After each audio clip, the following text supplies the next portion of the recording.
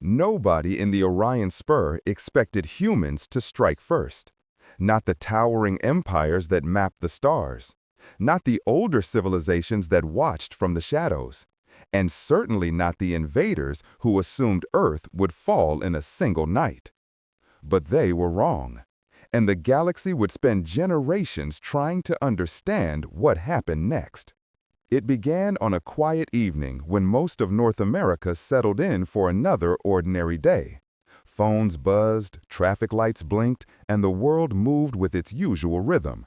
Nothing hinted that a colossal object was sliding out of fold space far above the Pacific. High in the sky, a drifting black wedge the size of a small mountain hung silent and unlit.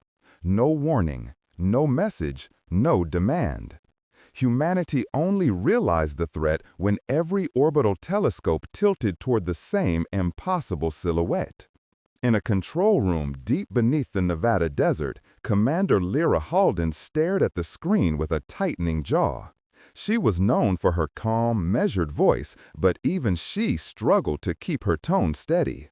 "That thing didn't enter normal space," she said. "It punched through it." Around her, analysts exchanged uneasy glances. Nobody had ever seen technology like this. It wasn't a ship. It wasn't a station. It felt ancient, purposeful, unstoppable. Earth's defense protocols activated in seconds. Satellites shifted. Shield grids hummed online. Emergency broadcasts swept across continents. Yet the object made no aggressive move. Not at first. Then, without warning, the entire Pacific communication band collapsed into static. Every buoy, drone, and craft within hundreds of miles flashed offline. Commander Halden didn't hesitate. "Scramble every observation unit. Get me eyes, ears, anything." A young officer frowned. "Ma'am, we're detecting a field spreading from the object, like a silent pulse." "Define silent." "No heat, no light, but everything inside it loses function." A low murmur filled the room. It wasn't an attack in the conventional sense. It was something more precise, more intentional, something meant to test. Like a hand tapping a locked door. Across the storming Pacific waves, a research vessel called the Azure Hope drifted helplessly. Dr. Rowan Cade, a systems engineer with a penchant for improvisation, tried to coax a manual override from the powerless instruments. "It's not a malfunction," he whispered. "It's reading us, carefully." The crew exchanged fearful looks. Then something extraordinary happened.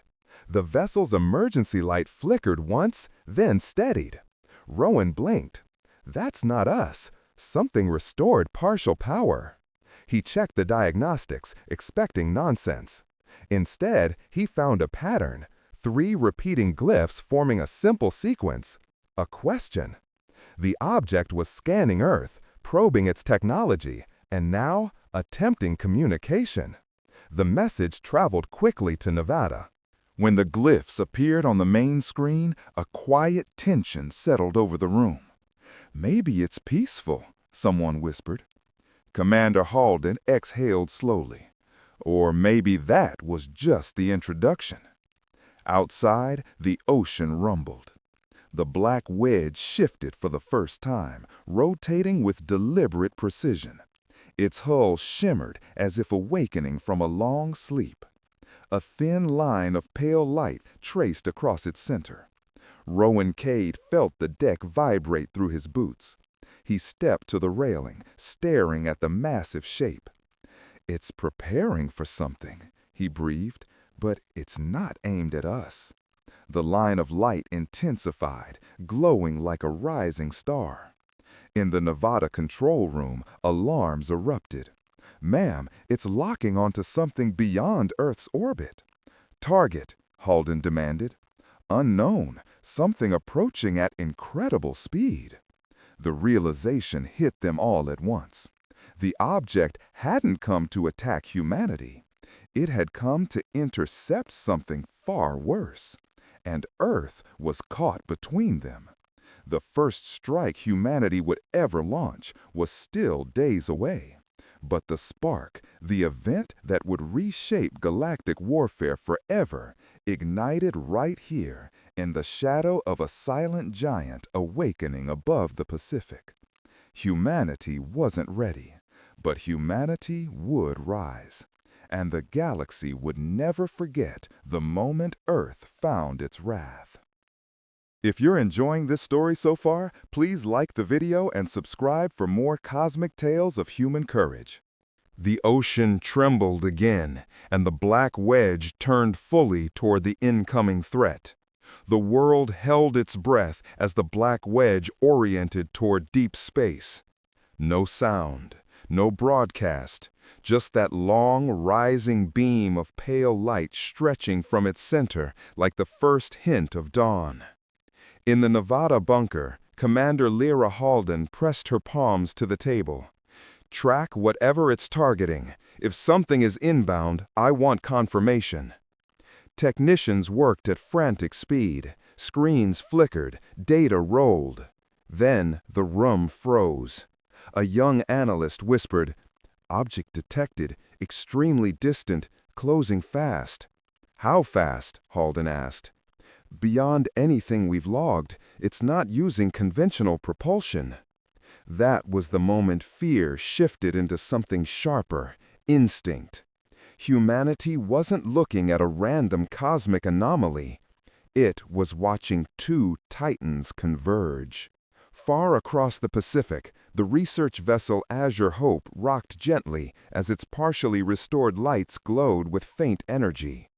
Dr. Rowan Cade stared up at the sky, shielding his eyes from the soft halo forming around the giant construct. "It's charging something," he murmured. The captain joined him. "Should we evacuate?" Rowan shook his head. "Evacuate where? If that thing wanted us gone, we'd be gone. This feels different." Above them, the pale beam sharpened.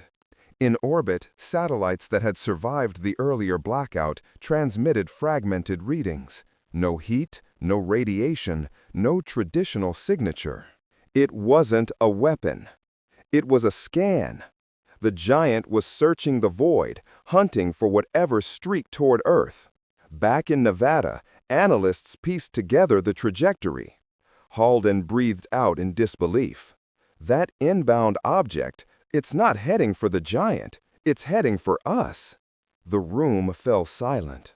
Someone whispered, "Is the wedge protecting Earth?" Halden's expression hardened. "Prepare global alerts, all nations, all agencies. If something is coming, we face it together." It felt surreal. Humans scrambling their defenses, while a colossal alien vessel acted like a silent guardian above the Pacific. But then, everything changed. A tremor rippled through the Azure Hope. Crew members grabbed railings as the sea lifted in a smooth, unnatural swell. Rowan's eyes widened. That wasn't a wave, that was a shock from space. The pale beam flickered.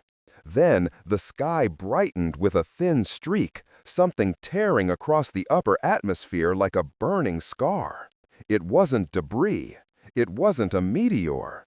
It was a probe, sleek, blade-shaped, moving with impossible precision.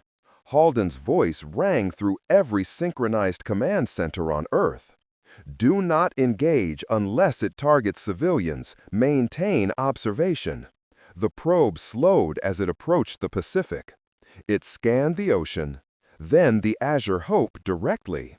Rowan felt his heartbeat thundering.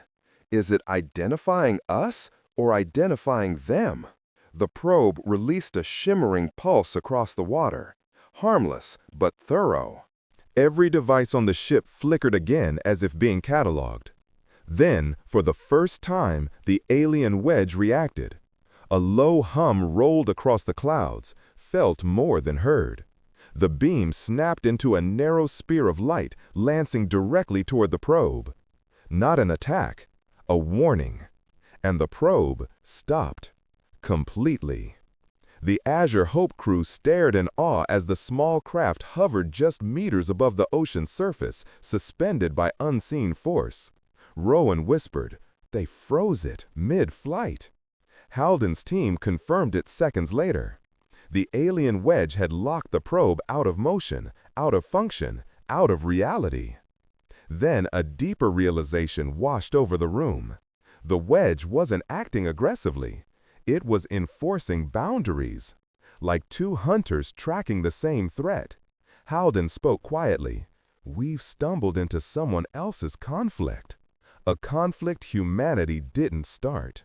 A conflict humanity didn't understand. But one that would reshape Earth forever." Because the probe's arrival was only the first act. And within minutes, something else entered the solar system. Much larger, much faster, and absolutely certain of its purpose. The sky over the Pacific darkened as the stars shifted around a new shadow forming beyond the atmosphere. Humanity's first strike was still days away, but the event that would lead to it had just accelerated beyond all control. The shadow appearing at the edge of Earth's atmosphere wasn't subtle. It stretched wide across the stars, dimming constellations that had shone untouched for ages.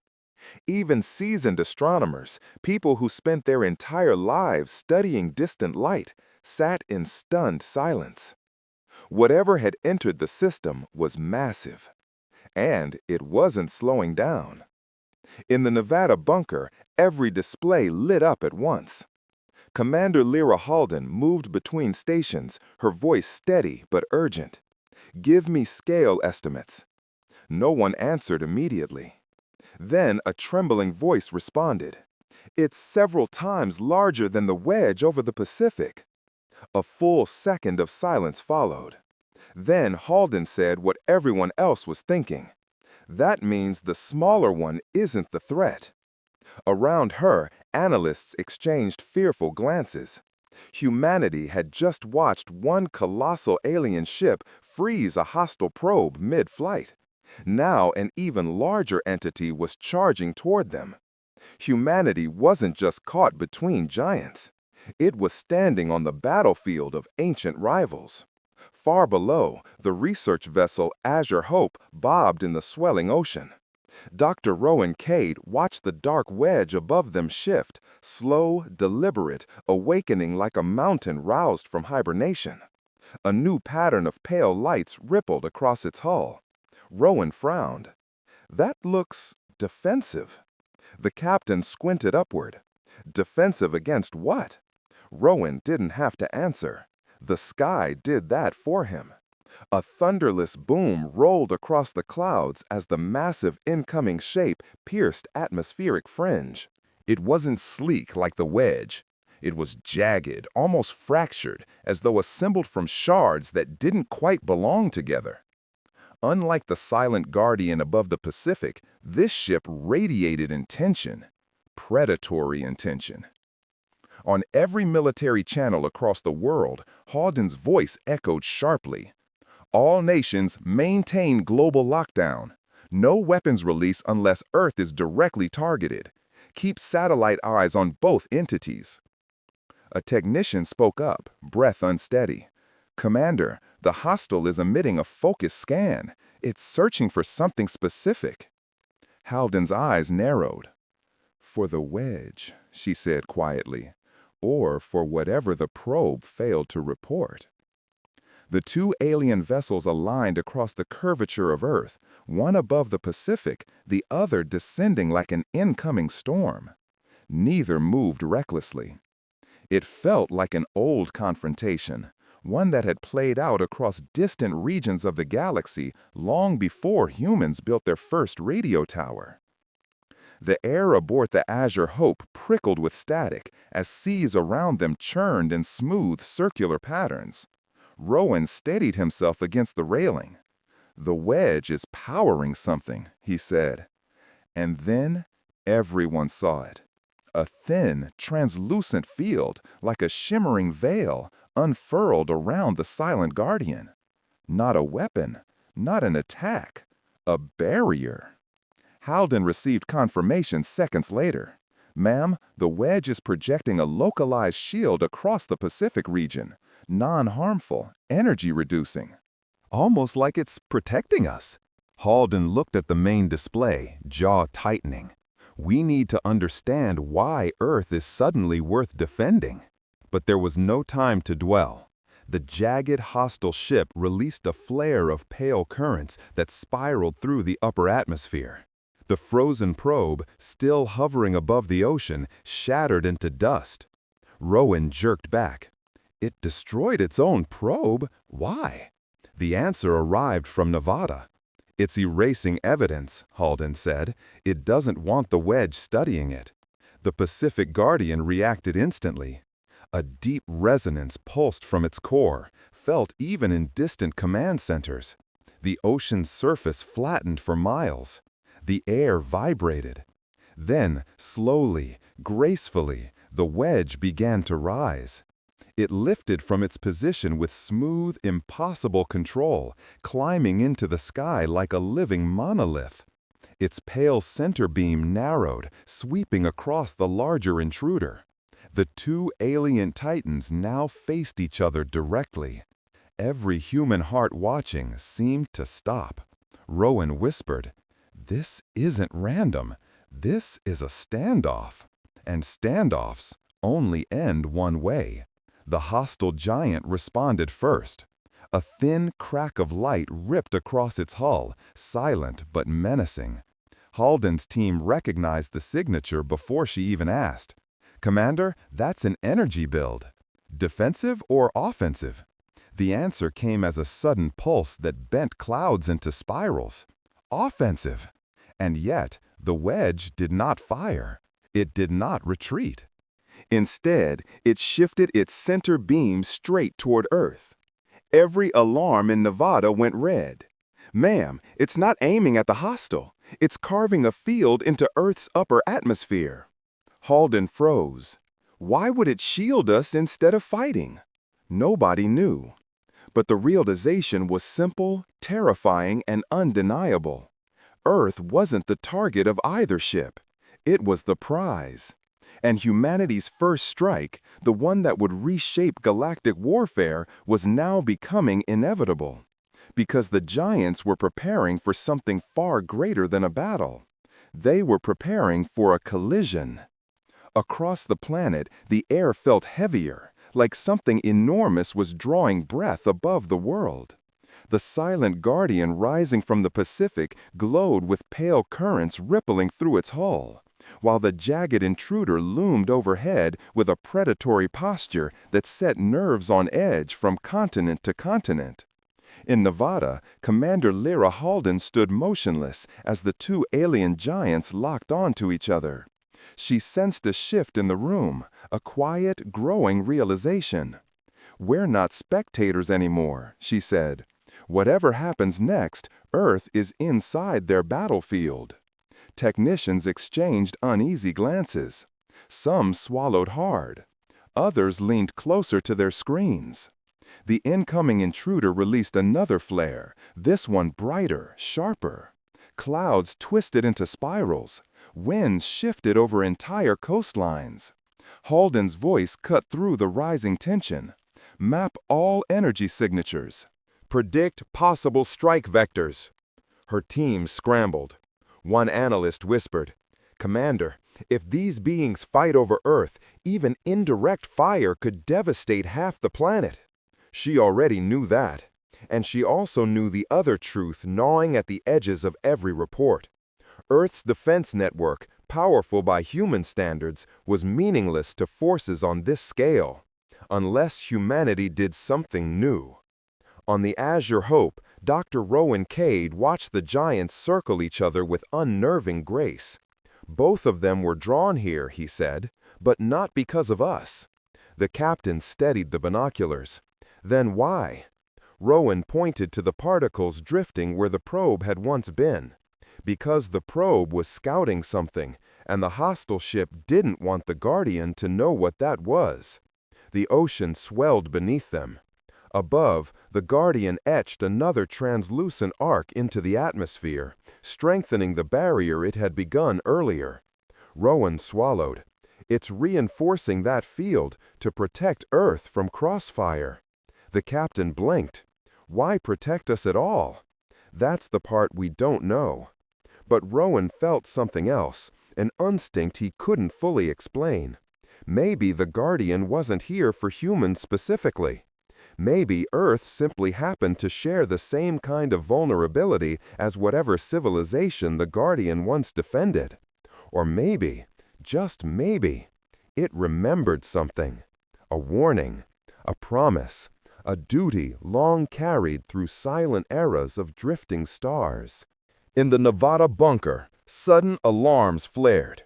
"Commander, the hostile ship is charging a secondary array." Halden spun. Direction. Not toward the Guardian, toward Earth. The room fell into a horrified stillness. The intruder was testing Earth's defenses. Halden made her decision instantly. Bring the orbital grid to maximum safe capacity. Power the horizon shields. Warm the ion spires. Ma'am, the grid cannot withstand a direct strike from something that large. It just needs to hold long enough, Halden said, her voice calm but firm. Seconds matter. Minutes change the future. Outside, the sky darkened. The Guardian dropped suddenly, descending between Earth and the hostile. Its hull brightened with intricate patterns that spiraled from its core outward.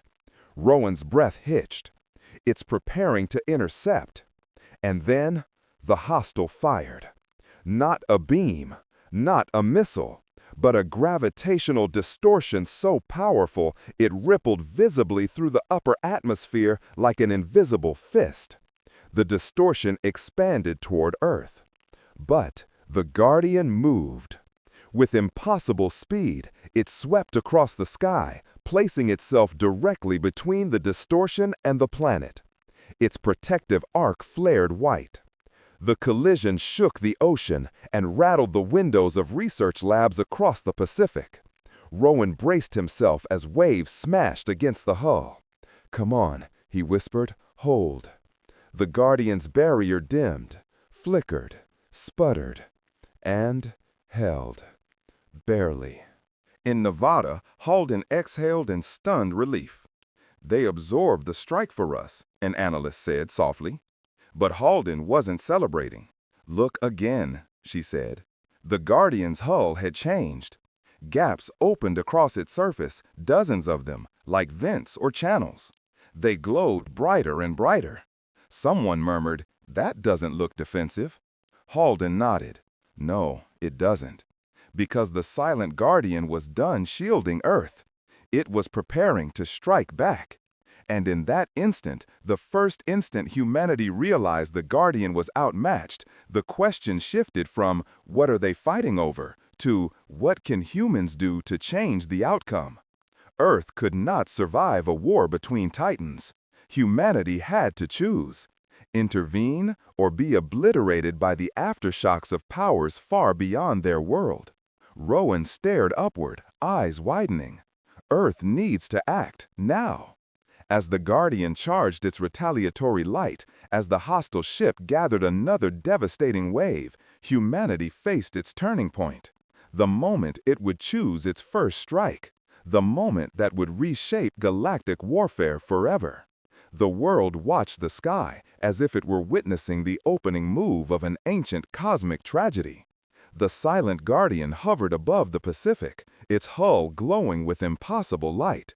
The jagged intruder gathered another wave of gravitational force, preparing to unleash devastation far beyond anything Earth had ever faced. And deep below Nevada, inside the secured command bunker, Commander Lyra Halden made the decision that would define the next era of humanity. "We can't stand by," she said. "If we remain passive, we lose everything. We need to intervene." Her staff stared at her, fearful, uncertain, hopeful. "Commander," an analyst warned, "our weapons can't harm either of those ships." "We don't need to harm them," Halden said. "We need to disrupt them." Humanity had one advantage no alien force had ever accounted for: unpredictability. ingenuity under pressure, the willingness to try the impossible because everything else had already failed. Halden turned toward her tactical officer.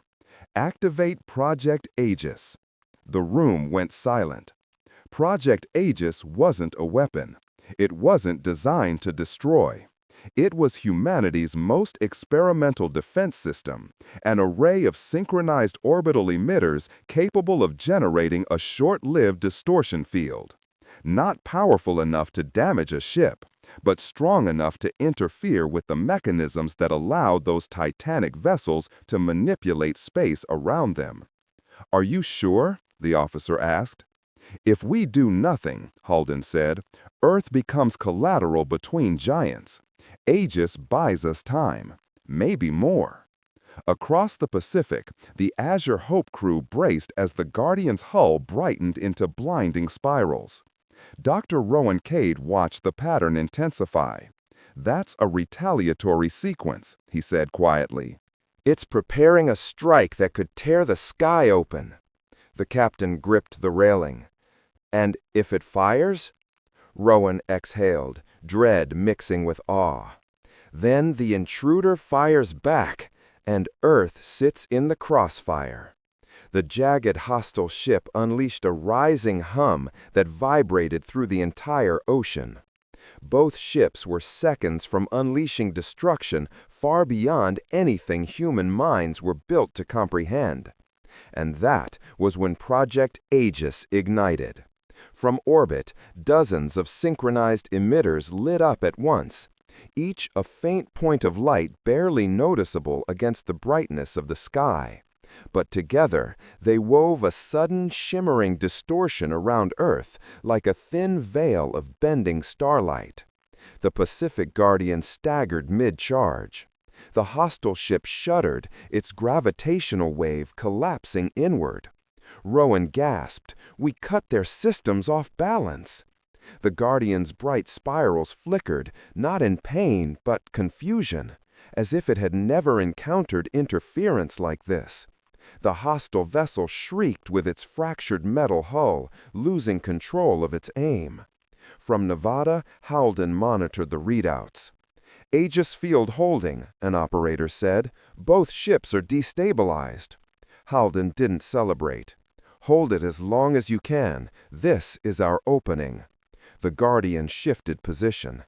Not toward the hostile, toward Earth. But this time, it wasn't to protect. It was to communicate. The pale glyphs from earlier reappeared, this time enormous, projected into the upper atmosphere like glowing symbols drifting across the sky. Rowan stared upward, stunned. "It's messaging us. They're asking what we just did." Halden's team hurried to decode the repeating pattern. "It's simple," one analyst realized. "They want to know whether we intend to intervene further or stand aside." Halden didn't hesitate. "Respond." She spoke the words calmly, knowing they might echo across the galaxy.